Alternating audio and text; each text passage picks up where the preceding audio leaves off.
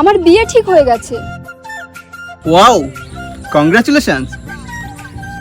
আমার বিয়ে ঠিক হয়ে গেছে, তুমি অবাক হলে না একটু? এতে অবাক হওয়ার কি আছে? সব মেয়েদের বিয়ে হয়, তোমারও হচ্ছে। তা সব মেয়ে কি তোমার গার্লফ্রেন্ড নাকি? তা তো নয়, কেননা একসাথে কটা প্রেম করব আমি। আচ্ছা, আমার বিয়ে হয়ে যাবে, তোমার কষ্ট হচ্ছে না একটু? কষ্ট কষ্ট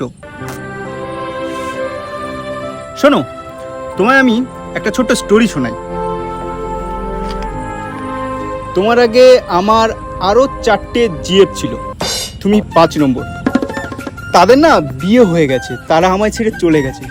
কিন্তু আমি যখন প্রত্যেকবার প্রেম করতাম তখন আমার মনে হতো আমি তাদের ছাড়া বাঁচবো না, ওরাই আমার জীবন, ওরাই আমার সব। কিন্তু তারা তো আমায় ছেড়ে চলে গেছে, কিন্তু দেখো আমি বিন্দাস বেঁচে আছি।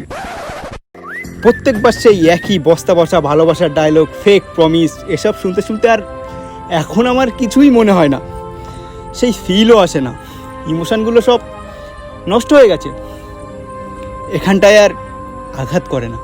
তুমি তো তোমার বাড়ির দেখা প্রতিষ্ঠিত ছেলেকে বিয়ে করে নিচ্ছ, কিন্তু তুমি তো আমায় বিয়ে করছো না, কারণ তুমি আমাকে ভালোই বাসোনি।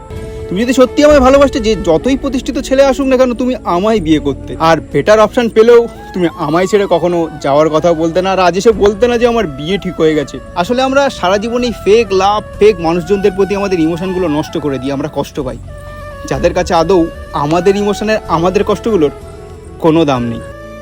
আচ্ছা, তাহলে তুমি আমাকে কখনো আর মনে রাখবে না, তাই তো? নিজের ফেসবুক ইনস্টার পাসওয়ার্ডই মনে রাখি না, তুমি কোন হেডার বাল? নেশে আছো মামনি, लेबू खाओ। लगे माफियास प्यार करा था फिर प्यार सीधा मौत देने लेने आके माफिया